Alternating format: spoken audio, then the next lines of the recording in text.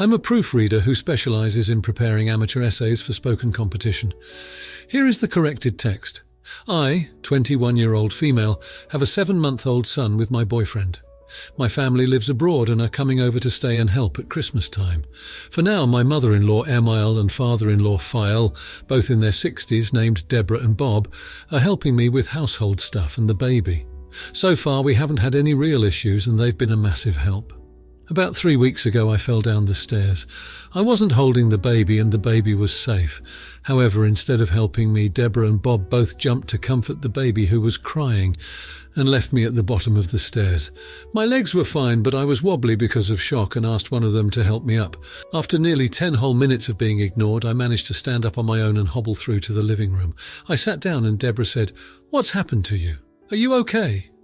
I'll admit I saw red. I just said I fell down the stairs. Didn't you hear me calling you for help? Deborah's eyes widened and she said she was too busy fussing over the baby. After an hour, my arm was swelling up and I was taken to the hospital. Luckily, it was nothing serious and recovery time would be quick. After my boyfriend got home and his parents left, I told him I no longer want their help after today's events. I can manage on my own, even though it'll be hard. He was taken aback and said they've done a lot for us. I said I appreciated it all, but they ignored me crying and calling them for 10 minutes after I fell down the stairs. They don't care about me. Only the baby and I was embarrassed I didn't see it sooner. He called his parents to let them know we won't need their help anymore, and his dad said, "Is it about today? We really didn't hear her." My boyfriend just told them they're invited to Sunday roast this week, and that's all. I could tell he was not happy about my decision, but he said he went along with it because I'm the mother. Fast forward to Sunday and my brother-in-law BL and sister-in-law SEL are guests as well. Sister-in-law has a 3-year-old and is totally on my side, but brother-in-law is not.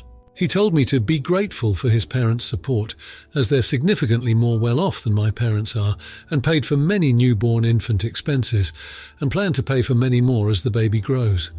Since then, Deborah keeps calling asking if we need any help and says she feels awful not seeing the both of you and that she misses the baby. Am I the idiot for not wanting them helping me in my day-to-day life? Edit. Was the baby crying loudly enough that there is a possibility they didn't hear you? No way. The baby stopped crying after 10 seconds and the stairs are like 2 meters from the living room.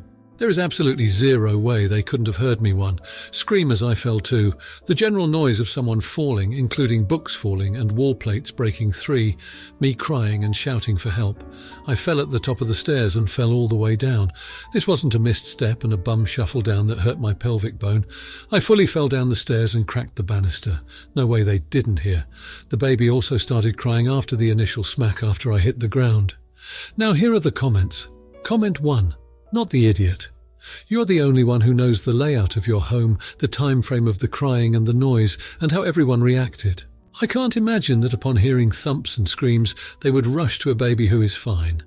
And for the next 10 minutes, they didn't bother to call out for you or to investigate where the noise came from. While they may not have intentionally ignored you, they displayed a lack of care for you. And weirdly for themselves. If I hear a big noise, I'm looking around, and I'm certainly yelling out for anyone else who would be home, both to make sure they are okay, but also to make sure we aren't being robbed or something is wrong. My dad drops a pot on the floor once a day, and we still all yell, "You okay?" even though we know exactly what the man did. And you know what? It doesn't matter if they want to help, or if they have given you a ton of money and stuff. You aren't going no contact with them, and you aren't keeping them from the baby. You just don't want them around every day. Your feelings are hurt, and you don't want to rely on them in the same way. I might agree with your brother-in-law if you were fully not speaking to them, but you are just scaling back their involvement, and that's fine. Comment 2. Babies' cries are high-pitched. A tumble down the stairs is a lot of ruckus. An adult human cries at a much lower register than a baby. I'm pointing this out because if they are trying to say that my hearing isn't what it used to be, then that is not a good argument. The first thing to go is hearing at the higher registers, meaning if anything, it would have been the baby's cries that they couldn't hear. But if we ignore that, then let's see what the situation is. They heard the baby crying. Presumably you heard the baby cry. If I'm at someone's house and their baby cries, I wonder, why isn't Mum/Dad taking care of this baby? After I've checked to make sure the baby is okay, I go to check out why the parent didn't come. Where are you? Are you ignoring your baby? Do you need help? Were you in the bathroom? Did you fall down the stairs? No matter what way you look at it, there's something fishy about this situation. Not the idiot. Comment 3. Not the idiot. From what you described, there's no way they didn't hear you fall. They deliberately chose to ignore you lying there, possibly seriously hurt. And they are lying about it.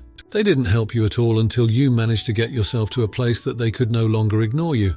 In turn, you cannot ignore behavior like that. You just can't. What if you punctured a lung or passed out from a serious concussion?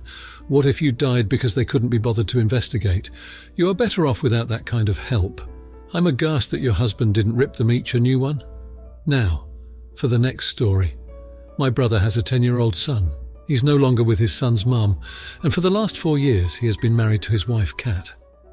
My brother and Kat started dating not long after my nephew started school. At first, my nephew seemed to really get along well with Kat and was happy about her presence. But after a few months during their engagement, I noticed he was more withdrawn and less enthusiastic about Kat and his dad and the wedding. My parents noticed this as well. We asked him if everything was okay, and he shrugged it off. My parents brought it up to my brother that they noticed a change, and he said things were normal at home and nothing had changed, so it was likely something else, and he'd say something when he wanted to talk.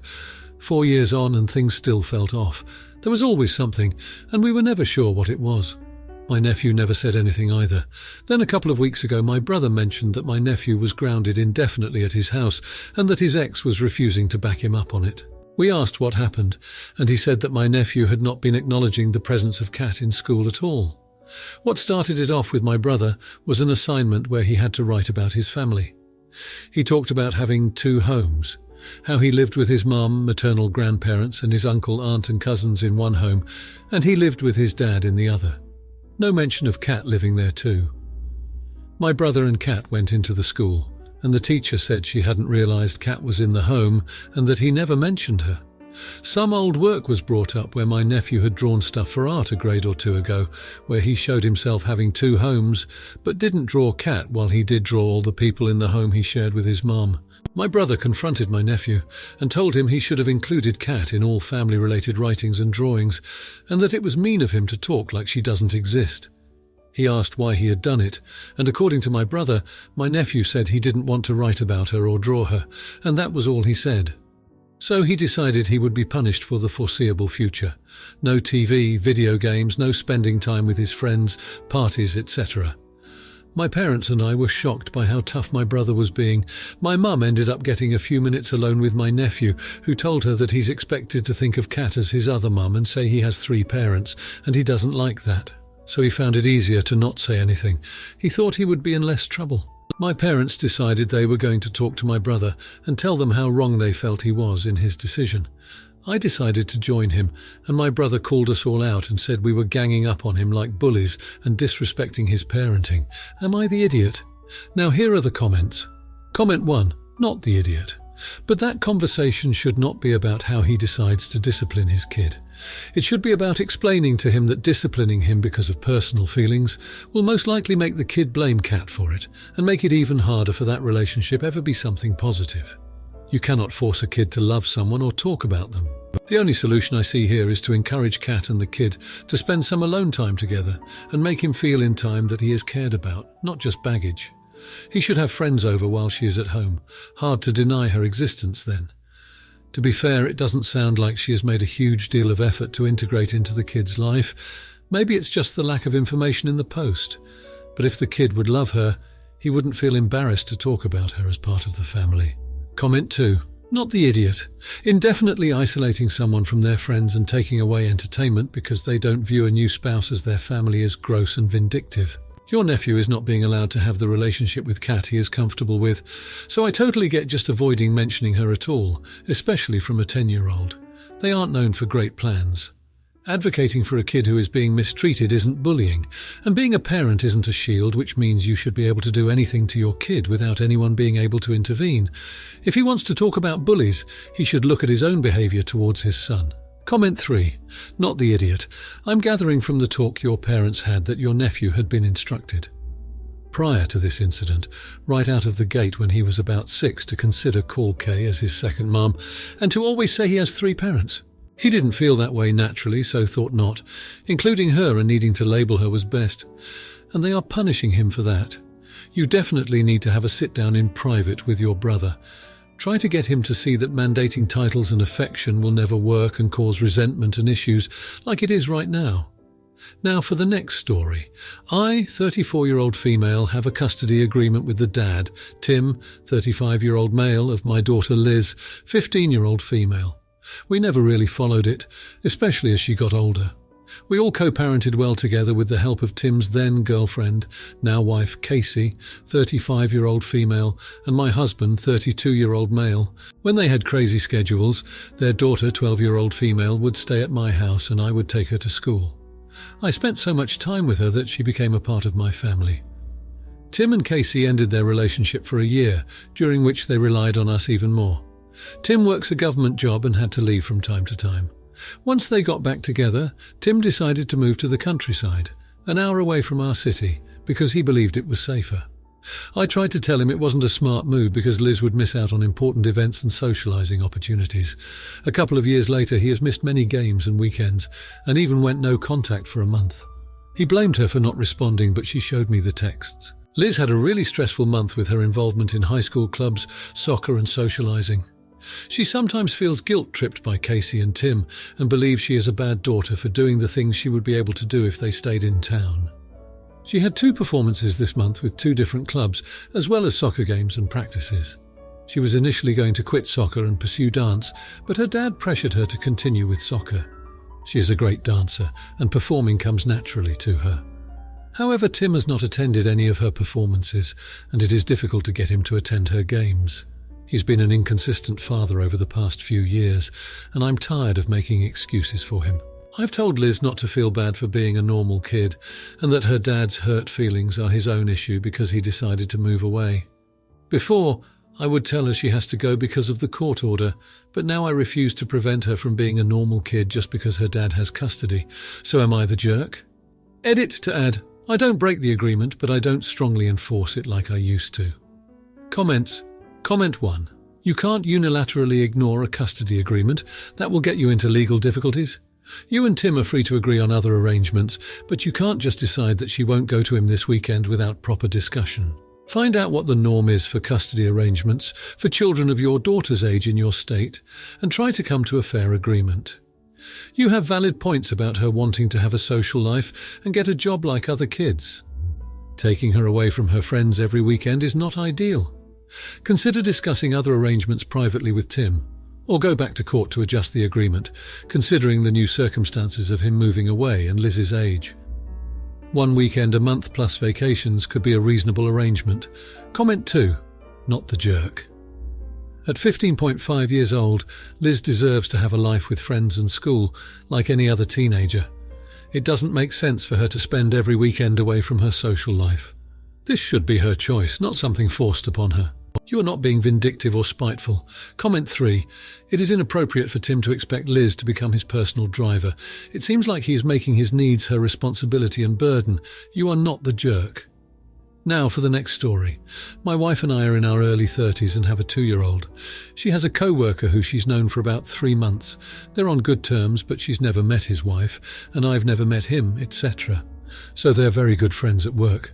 Unfortunately, his father passed away and he had to go back to his home country today. His wife is 5 months pregnant and scared of being alone. My wife knew his dad was sick and told him yesterday that she's happy to help in any way, including having her stay at our place for a couple of days. His father passed away this morning and he called her asking if his wife can come over tonight to stay for a week. My wife was a bit taken aback because she had honestly not expected it. Anyway, she asked me and I said no. We don't know who this person is, what she's like. She's 5 months pregnant. We might have to take her to the doctor and the hospital and be responsible if something happens. It was just weird to me and I said I wouldn't be comfortable. My wife said that I'm an uncaring jerk and that we should be helping them. Anyway, she said no to her co-worker but said she can go check on his wife from time to time. So am I the jerk for saying no? Now here are the comments. Comment 1. Not the idiot. Your wife definitely should have clarified boundaries when indicating what sort of help she could offer if the co-worker left his pregnant wife alone to go to the funeral, etc.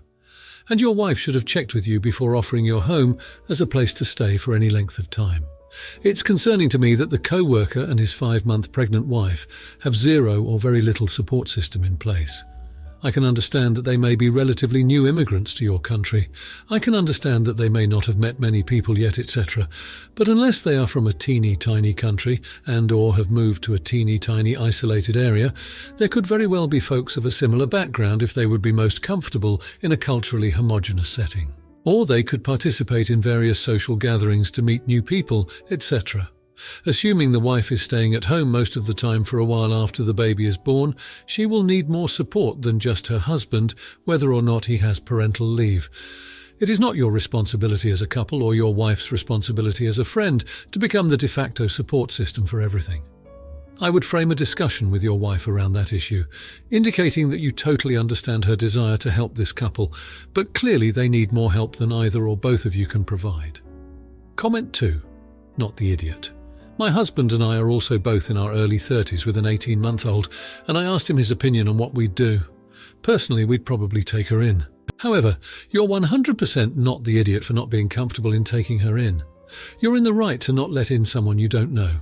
It's your house, and you deserve to be comfortable in your house, and that includes not letting someone else intrude on that. Comment 3. No idiots here. The co-worker asked for help and you refused. There are also cultural issues at play. I assume you're in the US. It's also entirely possible that the co-worker has no other support system outside of work friendships in the city. There's no harm in helping someone you have no deep relationships with, but you're not obligated to help them out.